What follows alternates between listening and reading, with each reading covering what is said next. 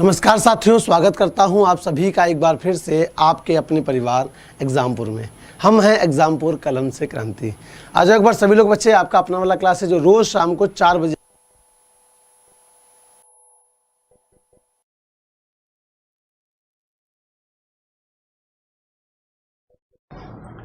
चले। क्लियर? तो रोज आपका क्लास शुरू होता है शाम को रोज 5 बजे, और आपको पता है आपका एग्जाम आने वाला है। आपका एग्जाम जो है वो आने वाला है, तो कब होना है एग्जाम, तो इसके बारे में भी कुछ बच्चों को पता होगा, कुछ को अभी तक यही नहीं पता होगा कि उनके एग्जाम की डेट आ भी गई है। तो 16 नवंबर से लेकर के आपका और 15 दिसंबर तक आपके एग्जाम चलने हैं। कब से कब तक चलने हैं? तो 16 नवंबर से लेकर के और 15 दिसंबर तक आपके एग्जाम चलने हैं। तो इस बात को सभी लोग याद रखेंगे, सभी लोग दिमाग में बसा के रखेंगे इस बात को कि अब आपके पास समय ज्यादा नहीं है ना। तो दिवाली की भीड़ में तो खोए रहे हो, लेकिन अब समय ज्यादा नहीं, आपके पास मुश्किल से 10 से 15 दिन है। तो आप प्रयास करें, आप इस बात का प्रयास करें कि आप सेंट्रिक रहें, है ना। रोज आप इस वाली क्लास में आए, उसके अलावा जो भी समय आपके पास बचे आप वो पढ़ें जो आपके सिलेबस से संबंधित है, और लगातार पढ़ें, गैप ना करें। अगर आपने गैप कर दिया तो दिक्कत हो जाएगी, वो आपका जो मोमेंटम जो बना हुआ है पिछले आपका 2-3 महीने से वो टूट जाएगा, और वो टूट गया तो फिर दोबारा से संभालना मुश्किल होगा, और जब तक संभलेगा तब तक एग्जाम आ जाएगा। तो याद रखना बच्चे की महानता कभी ना गिरने में नहीं है, बल्कि हर बार गिरकर उठ जाने में है। यानी कि अभी तक भले ही आपको लगता हो कि हमारी तैयारी नहीं है, अधूरी है, कैसे करें क्या करें, ये सब अब नहीं सोचना है, अब समय ही नहीं इस बात का। अब केवल आपको क्या करना है, केवल आपको आंख बंद करके नहीं बल्कि कान बंद करके आपको केवल पढ़ते रहना है। किसी की नहीं सुनना है आम की फालतू बातें। कोई कहे पेपर टफ आता है, कोई आपसे कहे कि फॉर्म बहुत पड़ा है, कोई कहे कंपटीशन बहुत है, कोई कहे एग्जाम आगे बढ़ सकता है। ये कुछ बातें नहीं सोचनी है आपको, केवल अपनी पढ़ाई पर ध्यान देना है, क्योंकि अगर इन बातों में पड़ गए तो आप अपनी पढ़ाई से दूर हो जाओगे। इसलिए ध्यान रखना है कि ये सब अब नहीं करना है। चलिए तो पहले प्रश्न की ओर। तो पहला प्रश्न आपसे कह रहा है कि दिए गए शब्द का विलोम चुनिए। बताइए प्रहार शब्द का बच्चे विलोम क्या होगा? हमला या विहार या प्रतिरक्षा या रक्षा। प्रहार शब्द का विलोम पूछा है आपसे कि प्रहार शब्द का विलोम क्या होगा। तो सीधी सी बात है कि जब आप किसी पर कोई हमला करें तो उससे तो हम प्रहार कहते हैं, तो हमला तो इसका समानार्थी हो जाएगा। लेकिन अगर वो बात करे इसकी विलोम की, तो प्रहार का विलोम हो जाता है रक्षा। क्लियर बच्चे? प्रहार का विलोम क्या हो जाता है? तो प्रहार का विलोम हो जाता है रक्षा। और बहुत बढ़िया, सभी साथी एक बार क्लास को शेयर कर देंगे। सभी साथी एक बार बढ़िया से क्लास बच्चे शेयर करते रहेंगे, सभी बच्चे क्लास शेयर कर देंगे एक बार। और याद रखना आपका कि क्लास डेली रोज शाम को 5 बजे होता है। राम शक्ति के उपासक थे, तो कह रहा है रेखांकित खंड को प्रतिस्थापित करने के लिए उपयुक्त विकल्प का चयन कीजिए। बताइए, दीपावली का समय था, राम की खूब सारी पूजा हुई, तो जो शक्ति का उपासक हो, और ये पेपर है आपका लास्ट ईयर का, मैं आपको एक बार पेपर दिखाता जा रहा हूँ बीच में, कुछ दिन के बाद मैं आपको प्रैक्टिस भी करा रहा हूँ, फिर आपका 6-7 दिन बाद आपको एक मैं पेपर कराता हूँ आपको लास्ट ईयर का, ताकि आप ये देखते रहें कि पिछला लेवल क्या था और अभी आपकी जो मैंने तैयारी कराई है वो किस लेवल की है। तो दोनों से आप जुड़े रहें, दोनों चीज़ें आप देखते रहें। और इसीलिए बच्चे मैं आपको लास्ट ईयर का ही पेपर करा रहा हूँ कि राम शक्ति के उपासक थे, तो इसको प्रतिस्थापित करने के लिए क्या कहोगे? तो आप कह दोगे शाक्त। क्या कह देंगे आप शाक्त कह देंगे। तो शाक्त का अर्थ ही होता है शक्ति का उपासक। तो राम शक्ति के उपासक थे, यानी कि राम शाक्त थे। क्लियर? अगला प्रश्न आपसे कह रहा है कि रिक्त स्थान भरिए। क्या आएगा यहां पर? कि सावधान, कितना सुंदर दृश्य है, ये आएगा क्या? नहीं भाई, दृश्य है तो सावधान कैसा? अगर सुंदर दृश्य है तो उससे सावधान क्या होना? नहीं, कितना सुंदर दृश्य है, क्या मतलब है? नहीं बना। वाह कितना सुंदर दृश्य है, वाह कितना सुंदर दृश्य है, तीसरे का सी हो जाएगा। और चौथा कह रहा है भूखे को खाने के लिए क्या दो, है ना। ये पेपर मैंने आपको कराया हुआ भी है एक बार, इसलिए दोबारा करा रहा हूँ क्योंकि इसमें प्रश्न अच्छे थे। तो भूखे को खाने के लिए पानी दो, या भोजन दो, या कपड़ा दो, या सोना दो। तो भूखे को खाने के लिए क्या दो? तो बच्चे याद रखना, भूखे को खाने के लिए भोजन दो, भूखे को खाने के लिए भोजन दो। और जिसमें सहन शक्ति हो उसके लिए एक शब्द क्या होगा? जिसमें सहन शक्ति हो बच्चे, उसके लिए एक शब्द क्या होगा? जरा सारे बच्चे बताएंगे, सारे बच्चे जवाब देंगे कि जिसमें सहन शक्ति हो उसके लिए एक शब्द कौन सा हो जाएगा? बताइए, जिसमें सहन शक्ति हो उसके लिए एक शब्द क्या हो जाएगा? तो बच्चा उससे आप क्या कहोगे? उसे आप कहोगे सहनशीलता। उसे क्या कहोगे? सहनशीलता। सहिष्णु का अर्थ होता है जो सभी धर्मों को समान समझे, जो सभी धर्मों को समान समझे उसे कहते हैं सहिष्णु। जैसे चाहे कोई हिंदू हो चाहे कोई मुस्लिम हो, कोई फर्क नहीं पड़ता। कोई व्यक्ति अगर सबको बराबर समझता है, किसी में कोई भेदभाव नहीं करता है, तो उसे सहिष्णु कहा जाता है। और जिसमें सहन शक्ति हो उसे हम कहते हैं सहनशीलता। जो सहने योग्य हो, जो सहने योग्य हो उसे क्या कहते हैं? तो उसे कहते हैं सहनीय। दिए गए वाक्य का वह भाग ज्ञात करें जिसमें कोई त्रुटि है। वो दिए गए वाक्य का कह रहा है आपसे कि वह भाग ज्ञात करें इसमें कोई त्रुटि है या जिसमें कोई गलती है। जरा बताइए। कुबेर बड़ी ही मतलबी इंसान है, उसका दिमाग 7वें आसमान पर रहता है। कुबेर बड़ी ही मतलबी इंसान है, उसका दिमाग 7वें आसमान पर रहता है। तो इसमें कह रहा है किस भाग में त्रुटि है, गलती कहाँ पर है, मिस्टेक कहाँ पर है। तो आप क्या कहेंगे कि कुबेर बड़ी ही नहीं बच्चा, यहाँ होगा कुबेर बड़ा ही मतलबी इंसान है। बड़ी ही थोड़ी होगा, क्या होगा? कुबेर बड़ा ही मतलबी इंसान है जिसका दिमाग 7वें आसमान पे रहता है। तो कुबेर, अच्छा बड़ी नहीं बड़ा, यहाँ पर कुबेर बड़ा ही मतलबी इंसान है, यानी कि गलती कहाँ पर है आपका?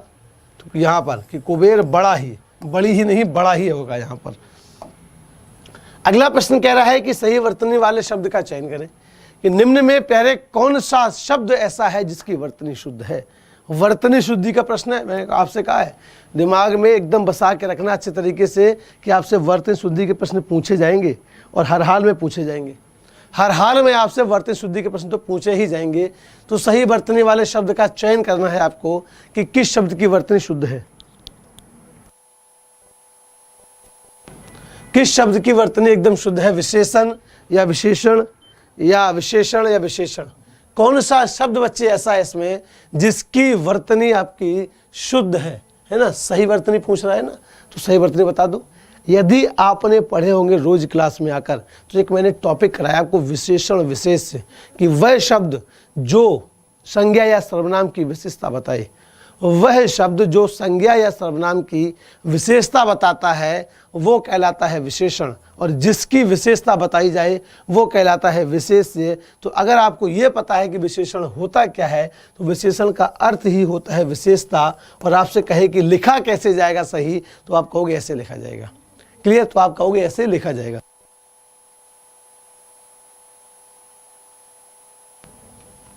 क्लियर? तो 7वें का सी। 8वां कह रहा है कि दिए गए विकल्प में रेखांकित खंड को प्रतिस्थापित करने के लिए उपयुक्त विकल्प का चयन करें। कि आपको ये वाक्य दिया गया है कि अच्छे कर्म नष्ट नहीं होते, अच्छे कर्म नष्ट नहीं होते, और कह रहा है कि ये जो रेखांकित भाग है इसके लिए एक शब्द क्या होगा। कह रहा है इसको प्रतिस्थापित कौन सा शब्द कर सकता है, यानी कि उसको हटा दें और उसकी जगह पर अगर हम कोई और रख दें तो उसका अर्थ भी वही रहे, उसका भी अर्थ जो है वो बदले ना। तो अच्छे कर्म नष्ट नहीं होते, और जो नष्ट ना हो उसे क्या कहते हैं? उसे कहते हैं अनश्वर। जो नष्ट ना हो उसे अनश्वर कहते हैं। नश्वर का मतलब कि जो नष्ट हो सके, है ना? नश्वर का मतलब जो नष्ट हो सके उसे कहते हैं हम नश्वर। अजर का मतलब कहते हैं कि जो बूढ़ा ना हो उसे कहते हैं अजर, जो कभी बूढ़ा ना हो उसे कहते हैं अजर। और परस्पर का मतलब होता है आपस में। परस्पर का अर्थ क्या होता है? तो आपस में होता है। तो जो नष्ट ना हो उसके लिए क्या होता है? अनश्वर कहते हैं उसे, ठीक है? और नश्वर का मतलब जो नष्ट हो सके। चलो अगला प्रश्न कह रहा है आपसे कि निम्नलिखित में उस विकल्प का चयन करें जो भैंस के आगे बीन बजाना इस मुहावरे का अर्थ व्यक्त करता है। उस विकल्प का चयन करें जो भैंस के आगे बीन बजाना इस मुहावरे का अर्थ व्यक्त करता है। बहुत पुराना मुहावरा है, बहुत प्रसिद्ध मुहावरा है। आप सबने कभी न कभी अपने गांव में आस पड़ोस में ये शब्द आपने सुना होगा, ये मुहावरा। पर यदि परीक्षा में पूछा जाए कि बताइए इनका अर्थ क्या होगा इन चारों में से, तो वो आपको पहचानना होगा। वो आपको बच्चे पहचानना होगा। तो मूर्ख के सामने ज्ञान की बातें करना या भैंस को बीन पर नचाना, ये तो नहीं होगा। ये तो सीधी सीधी बात है। भैंस के सामने संगीत गाना, ये भी नहीं होगा। अब जरा इन दोनों में बताओ, मूर्ख के सामने ज्ञान की बातें करना और समझदार के सामने मूर्खता की बातें करना। तो भैंस के आगे बीन बजाने का मतलब होता है मूर्ख के आगे सामने ज्ञान की बातें करना। ठीक है। मान लो कोई व्यक्ति है जो कुछ जानता ही नहीं, जो कुछ जानता ही, मान लो आप उसको खूब समझा रहे हो, किसकी बातें, सब उसको हिंदी पढ़ा रहे, अभिधा लक्षणा व्यंजना, उसे मतलब ही नहीं है, उसको सुनना ही नहीं है या उसको समझ ही नहीं आ रहा कुछ, तो क्या होगा कि तुम तो भैंस के आगे बीन बजा रहे हो कि उसको समझ ही नहीं आ रहा, तो क्या फ़ायदा उसको बोलने का। तो 9वें का ए हो जाएगा। और 10वां कह रहा है कि रिक्त स्थान को भरने के लिए उपयुक्त शब्द का चयन करें, कि ये जो इस वाक्य में रिक्त स्थान दिया हुआ है, जो आपका यहाँ पर स्थान खाली है, कह रहा है यहाँ पर कौन सा शब्द सही आएगा। मोहन फिर रिक्त स्थान है, अर्पित हंस रहे हैं। मोहन फिर रिक्त स्थान, अर्पित हंस रहे हैं, कौन सा शब्द यहाँ पर आएगा इसमें। तो मोहन मगर अर्पित हंस रहे हैं, तो नहीं, बिल्कुल भी नहीं बनेगा।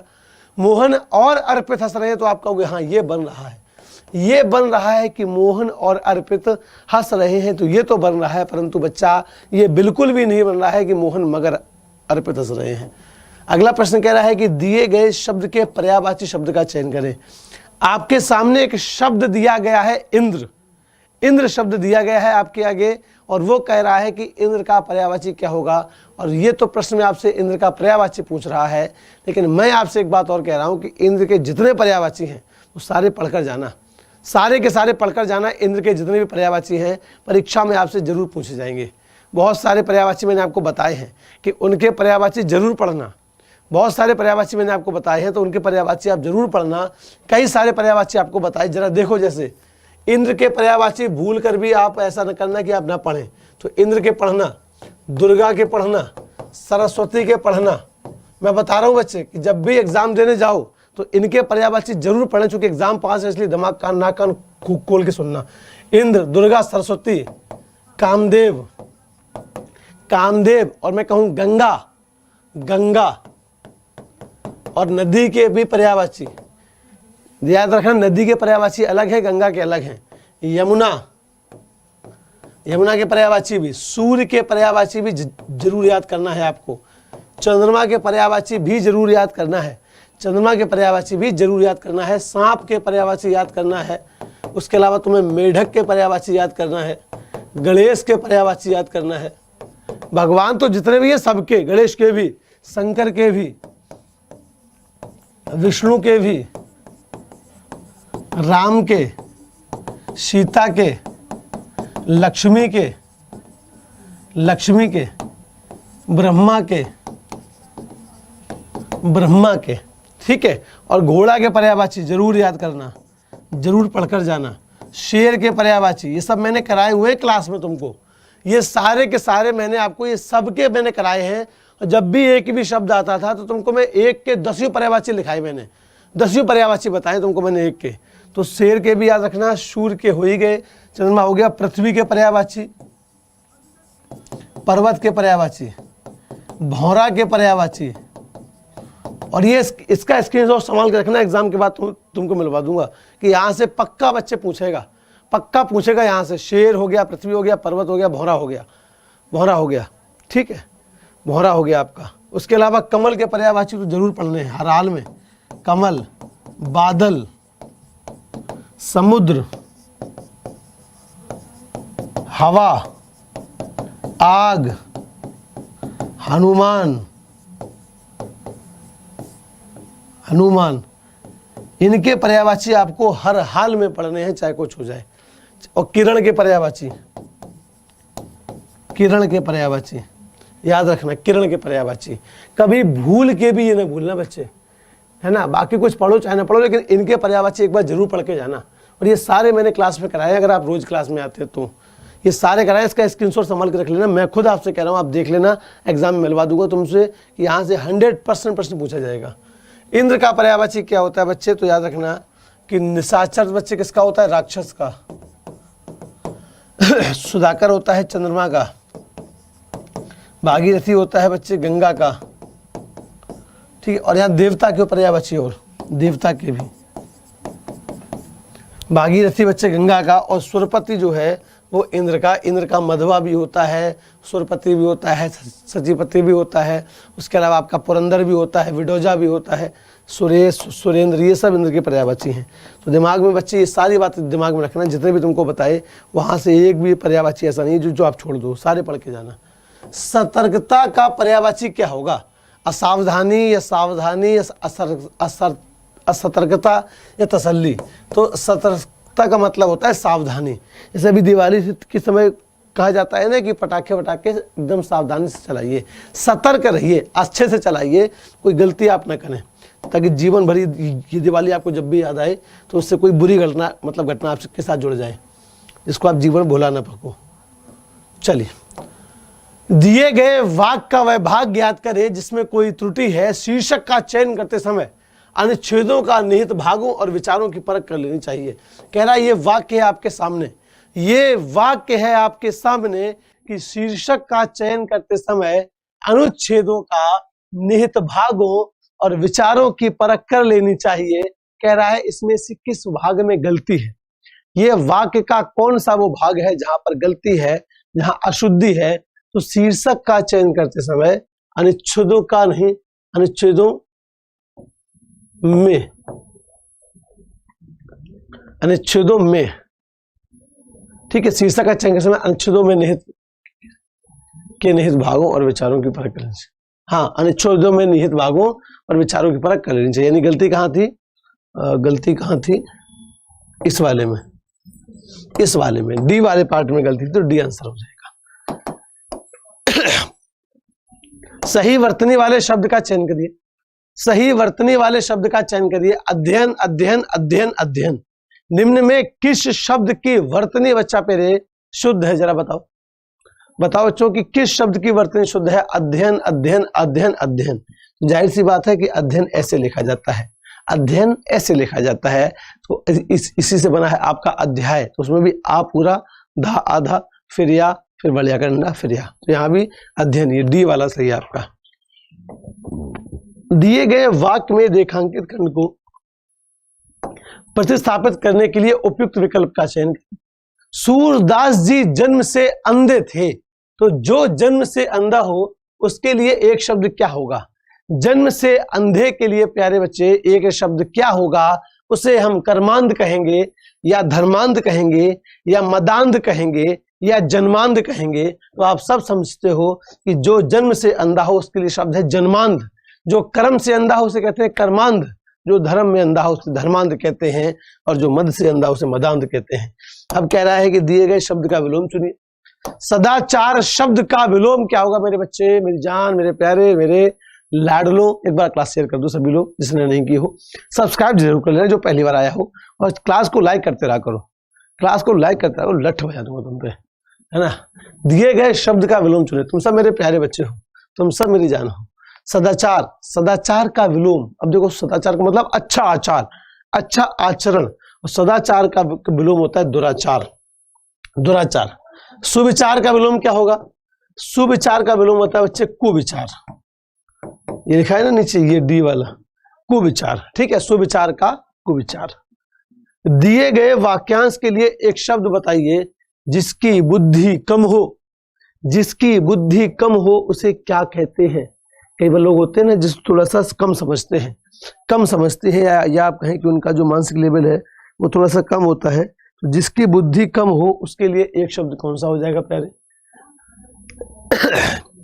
तो जिसकी बुद्धि कम हो उसे कहते हैं मंद बुद्धि, ठीक है, मंद बुद्धि। जिसकी बुद्धि कम हो उसे मंद बुद्धि कहते हैं। और 18वां कह रहा है आपसे कि रिक्त स्थान को भरने के लिए उपयुक्त शब्द का चयन करें। रिक्त स्थान को भरने के लिए उपयुक्त शब्द का चयन करें कि गाय पेड़ के आगे क्या होगा, किससे बंधी है? गाय पेड़। बताइए बच्चे, सभी के जवाब आने चाहिए, सभी के जवाब आने चाहिए। गाय किससे बंधी है? गाय पेड़ से। पेड़ से के क्या आएगा? से आएगा ना।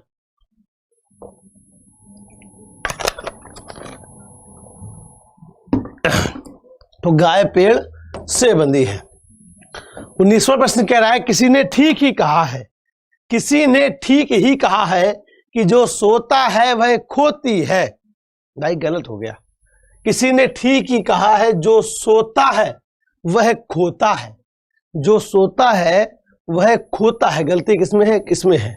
वह खोता है। अब जरा एक बात देखो, जब भी ऐसा, अब देखो अशुद्धि यहां भी तो हो सकती है कि जो सोती है वो खोती है, जो सोती है वो खोती है। ये हुई तो हो सकता है, तो ये नहीं होगा, क्योंकि सही जो मुहावरा है तो यही है, जो सोता है सो खोता है, जो जागे सो पावे। ये नहीं कहोगे जो उठे सो पावे, नहीं, जो मुहावरा है सही, जो जागे सो पावे, जो सोवे सो खोवे। तो जो सोता है वो खोता है, यानी गलती किसमें यहाँ पर है? खोती है की जगह खोता है आना चाहिए। ये रहा तुम्हारा प्यारा गद्यांश। और देखो, है ना, त्योहार के हिसाब से ही बच्चे गद्यांश लेकर आता हूँ तुम्हारे लिए। त्योहार के हिसाब से ही बच्चे गद्यांश लेकर आए तुम्हारे लिए। जवाब सबका मिलना चाहिए मुझे। दीपावली, त्योहार चल रहा है दीपावली का। दीपावली भारत में फिर रिक्त स्थान है, जाने वाला सबसे बड़ा त्योहार है। क्या आएगा यहाँ पर? दीपावली भारत में मनाई जाने वाला, या रचाया जाने वाला, या बनाया जाने वाला, या मनाया जाने वाला। तो आप क्या कहोगे कि दीपावली भारत में मनाया जाने वाला, दीपावली भारत में मनाया जाने वाला सबसे बड़ा त्योहार है। तो यानी कि यहाँ क्या आ जाएगा प्यारे बच्चे मेरी जान? मनाया। ये हर साल इस पर्व को कब मनाया जाता है? बताओ, अभी अभी की बात है, ताजी ताजी, अभी तो सब जगह पढ़ भी रहे होगे आप लोग अखबार में, तो बताओ, आराम से कर लोगे। हर वर्ष इस पर्व को कार्तिक दिन, सप्ताह, माह या वर्ष, तो कार्तिक माह है, कार्तिक के महीने की अमावस्या को मनाया जाता है, याद रखना। कार्तिक माह में बड़ी धूमधाम से मनाया जाता है। इस त्योहार के आने के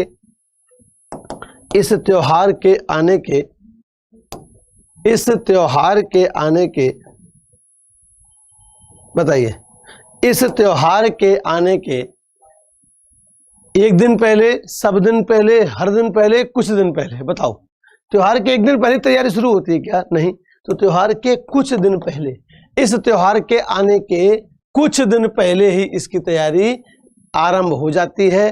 लोग अपने घरों में साफ सफाई और रंग रोगन का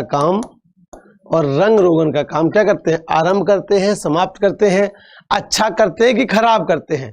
तो जाहिर सी बात है कि दिवाली अगर आने वाली है तो जो रंग रोगन का काम है बच्चे, वो आरंभ किया जाएगा कुछ दिन पहले। तो यानी कि यहाँ पर जवाब क्या आ जाएगा आपका? आरंभ। लोग अपने घरों में साफ सफाई और रंग रोगन का काम आरंभ कर देते हैं। और इस दिन घरों और बाजारों को, इस दिन प्यारे घरों और बाजारों को गंदा सजाया जाता है या खूब सजाया जाता है?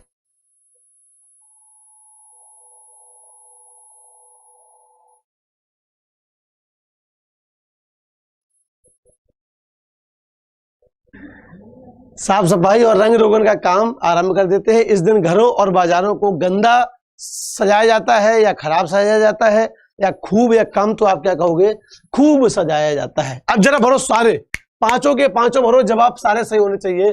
दीपावली भारत में मनाया जाने वाला सबसे बड़ा त्योहार है। हर साल इस पर्व को कार्तिक माह में बड़ी धूमधाम से मनाया जाता है। इस त्योहार के आने के कुछ दिन पहले ही इसकी तैयारी आरंभ हो जाती है। लोग अपने घरों में साफ सफाई और रंग रोगन का कार्य आरंभ कर देते हैं। इस दिन घरों और बाजारों को खूब सजाया जाता है। 5 के 5 नंबर तुमको मिलेंगे। और अभी तो दिवाली चल रही है, दिवाली के हिसाब से तुम्हारा गद्यांश भी देखो आ गया बढ़िया सा, है ना, दिवाली के हिसाब से बढ़िया सा गद्यांश है तुम्हारा। चलिए अगला करें आप, कि अगला कह रहा है कि निम्नलिखित में उस विकल्प का चयन करें जो मक्खन लगाना मुहावरे का अर्थ है। तुम बड़ा मक्खन लगा रहे हो उनको, ताऊ जी को। काहे? अरे ताऊ जी के पास है कार, हमको कार में घूमना, फॉर्च्यूनर है ताऊ जी के पास, हमको फॉर्च्यूनर में घूमना है। तुम ताऊ जी को मक्खन, अरे ताऊ जी आप बहुत बढ़िया आदमी हो, ताऊ जी तुम तो बहुत बढ़िया आदमी हो, तुम्हारे जैसा कोई आदमी है ही नहीं। आदमी हो तो तुम्हारे जैसा, नहीं तो पैदा होती मर जाए। ऐसी बात करोगे ताऊ जी, अरे ताऊ, अरे फूल के कुप्पा, ताऊ तुम फूल के कुप्पा। अरे भाई साहब मैं तो बहुत अच्छा हूँ, भतीजा बहुत तारीफ कर रहा हमारी। और तुम कहो ताऊ जी अब कहीं जा रहे हो क्या? यहाँ जा रहा हूँ थोड़ा सा घूमने भी। ताऊ जी हम भी चलना चाहोगे? हाँ चलो। क्यों? अभी तुम क्या करे, मक्खन लगा रहे थे ताऊ जी को, है ना, और क्योंकि तुमको घूमना था फॉर्च्यूनर में, या ताऊ जी के पास कोई बढ़िया मोबाइल है, या कोई और बात है तुमको चाहिए, या भाई बहन किसी को भी। तो निम्नलिखित में उस विकल्प का चयन करें जो मक्खन लगाना मुहावरे का अर्थ होता है। तो मतलब होता है बच्चे चापलूसी करना, चापलूसी करना, बड़ा मक्खन वाले चल रही। 25 का सी हो जाएगा। 26वां कह रहा है प्यारे आपसे कि दिए गए वाक्य का वह भाग ज्ञात करें जिसमें कोई त्रुटि है। दिए गए वाक्य का वह भाग ज्ञात करें जिसमें कोई त्रुटि है। तो बताओ बच्चे त्रुटि है कहां पर? यह मेरा सौभाग्य है कि आप मेरे घर पधारे और आपका दर्शन हुआ। यह मेरा सौभाग्य है कि आप मेरे घर पधारे और आपका दर्शन हुआ। तो गलता कहां पर है? गलता है आपका की जगह आपके होना चाहिए कि आप मेरे घर पधारे और आपके दर्शन हुए, क्योंकि दर्शन शब्द हमेशा बहुवचन में प्रयुक्त होता है। दर्शन शब्द क्या बच्चे? सदा बहुवचन या हमेशा बहुवचन में प्रयुक्त होता है। तो यह मेरा सौभाग्य है कि आप मेरे घर पधारे और आपके दर्शन हुए, आपके दर्शन हुए, ठीक है, और आपके दर्शन हुए। इसमें गलती थी बच्चे, इसमें गलती थी। 26 का ए हो जाएगा। और ये फिर से प्यारे तुम्हारे लिए एक और गद्यांश, ये तुम्हारे लिए एक और गद्यांश। तुम लोग बोलते रहते हो सर गद्यांश भी करा दिया करो, तो 2-2 गद्यांश है तुम्हारे आज वाली क्लास में। लेकिन क्लास शेयर कर दिया करो बच्चे। एक बार प्यारे मेरे बच्चे मेरी जान, एक बार क्लास शेयर कर दिया करो सारे के सारे बच्चे, सारे बच्चे क्लास शेयर कर दिया करो बच्चों। बहुत बेहतरीन जवाब। डिजिटल इंडिया एक ऐसा प्रोजेक्ट है जिसका लक्ष्य या साधन, इच्छा या अभिलाषा। तो जिसका लक्ष्य, डिजिटल इंडिया एक ऐसा प्रोजेक्ट है जिसका लक्ष्य भारत को बेहतर राष्ट्र बनाना है। अगला प्रश्न कह रहा है आपसे कि ये फिर रिक्त स्थान है, ये रिक्त स्थान देश के जाने माने उद्योगपतियों की मौजूदगी में 1 जुलाई 2015 को इंदिरा गांधी इंडोर स्टेडियम में शुरू किया गया था। ये क्या? तो ये अभियान, ये डिजिटल इंडिया का जो अभियान है वो कब शुरू किया गया था? तो 1 जुलाई 2015 को इंदिरा गांधी इंडोर स्टेडियम में। और ये प्रश्न आप याद भी रखना, कई बार आपसे पूछ देता है जीके जीएस में, जीएस वाले पोर्शन में, कि डिजिटल इंडिया का आरंभ कब किया गया था? तो 2015 में 1 जुलाई को। 2019 तक इसके पूरा होने की उम्मीद है, निवेदन है, आदेश है कि निर्देश है? 2019 में इसके पूरे होने की उम्मीद है। डिजिटल इंडिया का विजन 3 प्रमुख क्षेत्रों पर, डिजिटल इंडिया का विजन 3 प्रमुख क्षेत्रों पर क्या है? डिजिटल इंडिया का विजन 3 प्रमुख क्षेत्रों पर क्या है? पठित है, लिखित है, सूचित है, केंद्रित है? तो आप क्या कहोगे? केंद्रित है। डिजिटल इंडिया का विजन 3 प्रमुख क्षेत्रों पर केंद्रित है। ये है डिजिटल ढांचा। और ये 3 क्षेत्र कौन कौन से हैं? तो ये 3 क्षेत्र है बच्चे आपका, डिजिटल ढांचा, मांग पर संचालन एवं सेवाएं, और किसका? डिजिटल सशक्तिकरण, नागरिकों का, लघु उद्योगों का, कल कारखानों का, सामान्य वस्तुओं का। तो नागरिकों का डिजिटल सशक्तिकरण ये हो जाएगा। ठीक, अब जरा सारे के सारे भर लो, सारे के सारे भर लो बच्चे। डिजिटल इंडिया एक ऐसा प्रोजेक्ट है जिसका लक्ष्य भारत को एक बेहतर राष्ट्र बनाना है। ये अभियान देश के जाने माने उद्योगपतियों की मौजूदगी में 1 जुलाई 2015 को इंदिरा गांधी इंडोर स्टेडियम में आरंभ किया गया। 2019 तक इसके पूरा होने की उम्मीद है। डिजिटल इंडिया का विजन 3 प्रमुख क्षेत्रों पर केंद्रित है। ये है डिजिटल ढांचा, मांग पर संचालन एवं सेवाएं, और नागरिकों का डिजिटल सशक्तिकरण। ठीक है, नागरिकों का डिजिटल सशक्तिकरण। क्लियर? ये बच्चे 5 के 5 सही। दिए गए वाक्य का वह भाग ज्ञात करें जिसमें कोई त्रुटि है या जिसमें कोई गलती है। बच्चे बताइए, दिए गए वाक्य का वह भाग ज्ञात करें इसमें कहीं कोई त्रुटि है कि ग्रीष्म ऋतु आते ही अनाज खरीदने की व्यवस्था किया जाता है। जरा बताइए, वाक्य को पढ़िए।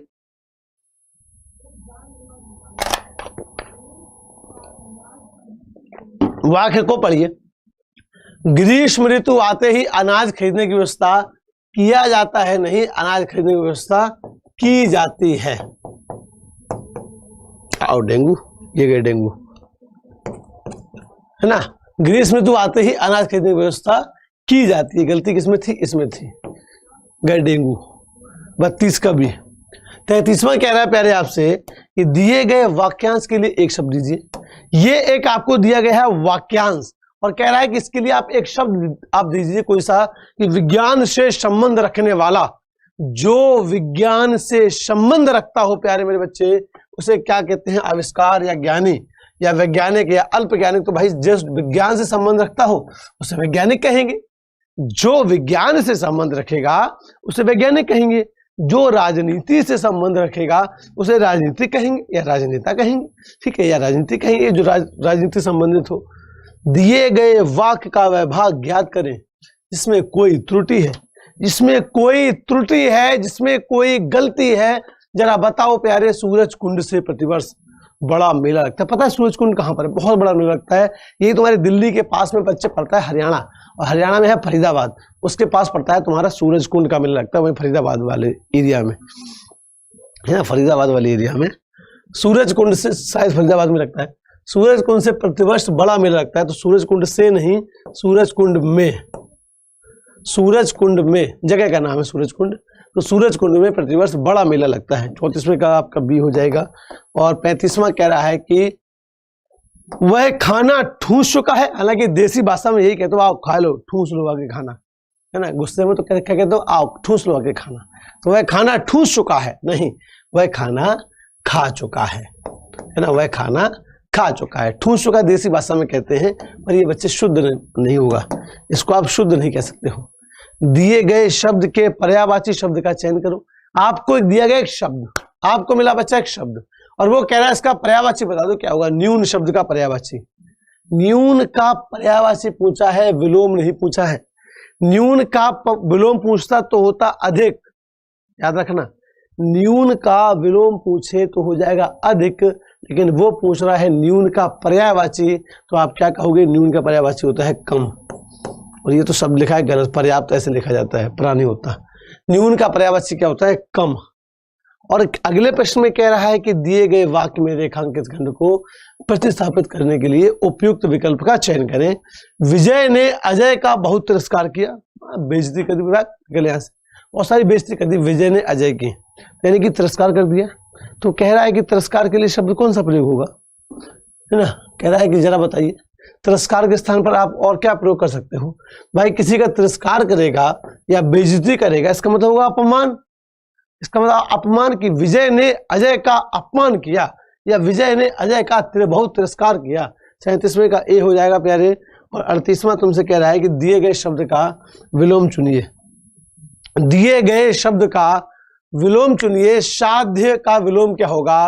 रोगी, वैद्य, संध्या या असाध्य विलोम। तो साध्य का विलोम होता है असाध्य। साध्य का मतलब होता है जिसे साधा जा सके, और असाध्य का मतलब जिसे साधा न जा सके, जिससे कि मतलब पता ही नहीं, लोगों को ही नहीं पता है, डॉक्टरों को ही नहीं पता है कि इसको रोग क्या है, रोग क्या है। मेरा एक मित्र था, बहुत अच्छा मित्र था मेरा, उसको पता है, मतलब मेरा एक ही मित्र था मान के चलो उस समय। वो तीसरी चौथी क्लास से मेरे साथ पढ़ा, और अभी पिछले साल तक वो मेरे साथ रहा। हम लोग सारे काम एक साथ करते, हम लोग बड़ी मस्ती करते थे, एक दूसरे के साथ रहते थे। मेरा मित्र भी एक्सपायर हो गया, शायद 2 साल हो गई, होली के आसपास एक्सपायर हुआ था वो, है ना, 2 मार्च को। तो उससे अंत तक डॉक्टर पता ही नहीं कर पाया इसको रोग है क्या। अचानक से उसके पेट में दर्द हुआ, एकदम से उसका पैनक्रियाज जो था वो डैमेज हो चुका था, पीता भी नहीं था, उसका पैनक्रियाज डैमेज हो चुका था। डॉक्टर लास्ट तक तमाम टेस्ट कराए, उन्हें पता ही नहीं चला उसे क्या हो गया, यानी असाध्य रोग हो गया था उसको, जिसे कोई साध नहीं सका। ठीक है, तो असाध्य। तो 38 का ए।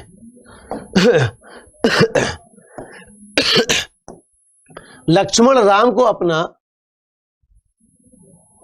भ्राता मानता है। लक्ष्मण राम को अपना भ्राता मानता है, मानते हैं आप कह सकते हैं, क्योंकि वो ज्यादा सही होगा, समान सूचक है तो। या कोई अगर ऐसे व्यक्ति का नाम बच्चे का तो अलग बात है, भगवान राम की बात हो रही तो समान सूचक, कि लक्ष्मण राम को अपना भ्राता मानते हैं। तो कह रहा है कि भ्राता का अर्थ होता क्या है? भ्राता का अर्थ क्या होता है? तो भ्राता का अर्थ होता है भाई। भ्राता को अगर प्रतिस्थापित करना हो, अगर भ्राता शब्द को हटाना हो, उसकी जगह इन विकल्पों में से कोई और शब्द लगाना हो, तो आप क्या लगा दोगे? भाई लगा दोगे, है ना, कि लक्ष्मण राम को अपना भाई मानते हैं। तो 39 का डी हो जाएगा। मानते क्या बल्कि थे ही।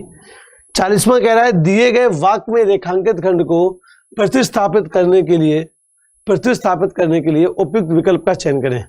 तालिका, तालिका का ही बताना है।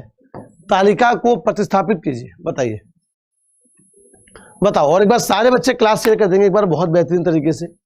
सभी बच्चे एक बार क्लास एक बार शेयर कर देंगे, बेहतरीन तरीके से क्लास शेयर कर देंगे सारे के सारे बच्चे, याद रखना, ठीक है। सारे बच्चे जो पहली बार आए हो वो सब्सक्राइब भी कर लेना। और क्लास का समय याद रखना कि रोज शाम को 5 से 6 क्लास होता है, डेली क्लास होता है आपका 5 से 6 समय पर क्लास में आइए, अंत तक क्लास में रहिए। तो तालिका में अनेक प्रकार के फूलों का वर्णन किया गया है, मतलब सारणी में। तालिका का मतलब क्या हो जाएगा बच्चे, वहां पर सारणी हो जाएगा। रिक्त स्थान को भरने के लिए उपयुक्त विकल्प का चयन करें, और रिक्त स्थान को भरने के लिए बच्चों उपयुक्त शब्द का चयन करो प्यारे। ये रहा तुम्हारा रिक्त स्थान मेरी जान, ये रहा तुम्हारा रिक्त स्थान। और अब वो कह रहा है इसको भरो, और कहां से भरो, तो ये उसने दिए हैं 4 विकल्प, कह रहा है इनमें से निकाल कर आप भर दो। आतंकवाद या हिंसा या शांति या असत्य। तो सफेद रंग किसका प्रतीक है, तो सफेद रंग शांति का प्रतीक है। देखा होगा जब युद्ध वगैरह होता है तो युद्ध में सफेद झंडा लहरा दिया जाता है, यानी कि अब युद्ध हम नहीं करना चाहते हैं, हम सरेंडर करना चाहते हैं, हम शांति चाहते हैं अब। तो सफेद झंडा यानी कि शांति, सफेद कबूतर उड़ाए जाते हैं यानी कि शांति का प्रतीक है वो भी, है ना। तो सफेद रंग शांति का प्रतीक है, और आपके भारतीय तिरंगे में भी एक सफेद रंग है, वो भी आपका शांति और सौहार्द का प्रतीक है। राम आजकल घर दौड़ से आता है, या तेज से आता है, या देर से आता है, या जोर से आता है।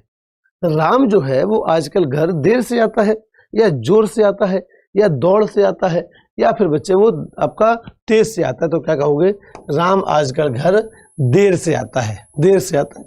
लक्षण खराब हो चुके हैं लड़के के, लक्षण खराब हो चुके, मक्कार रहा है। या हो सकता है कहीं दौड़ लगाता हो, शाम को रनिंग करता हो, जीडी में सिलेक्शन पाने के लिए एक ही बार में, पहली बार में। दिए गए वाक्यांश के लिए एक शब्द बताइए कि दोपहर से पहले का समय, बताइए, बताइए दोपहर से पहले का समय। बहुत अच्छा प्रश्न है।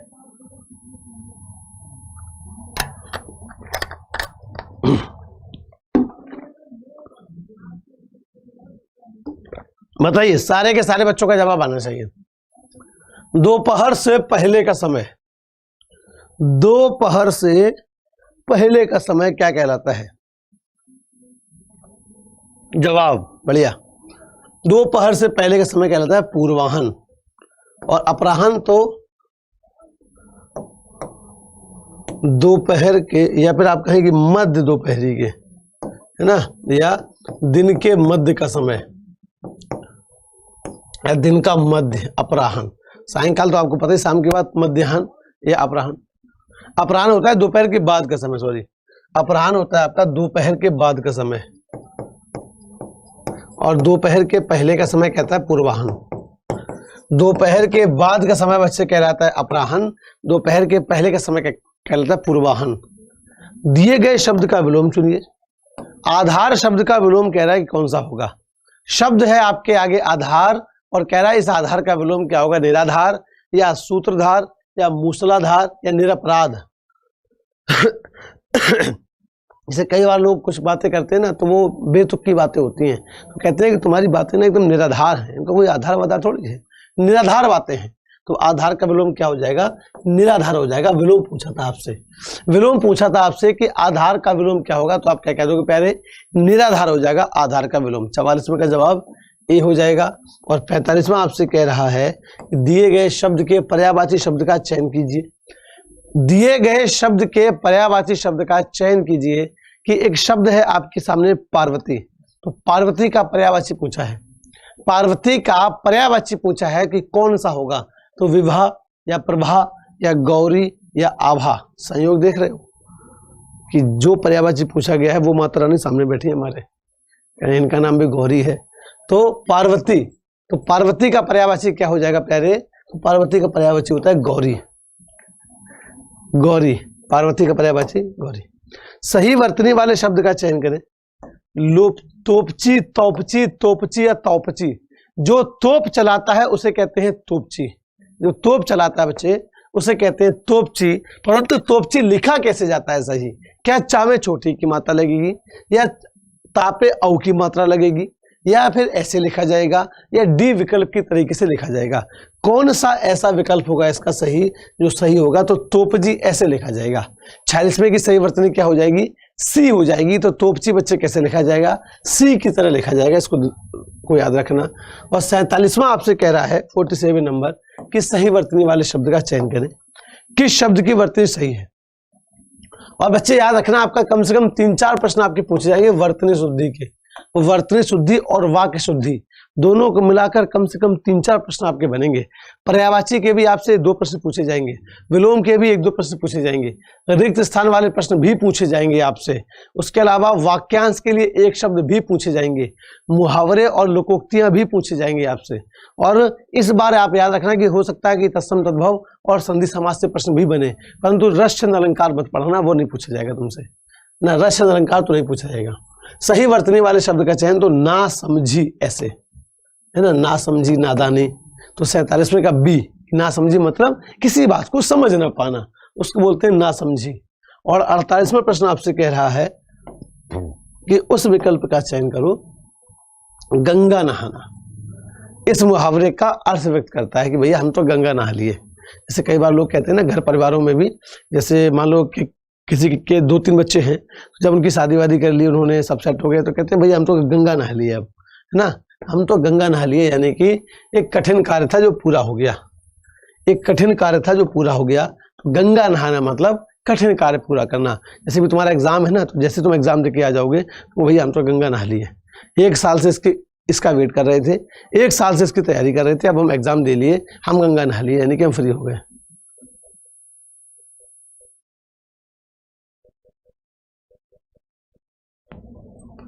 क्लियर। 48वें का क्या हो जाएगा, सी हो जाएगा।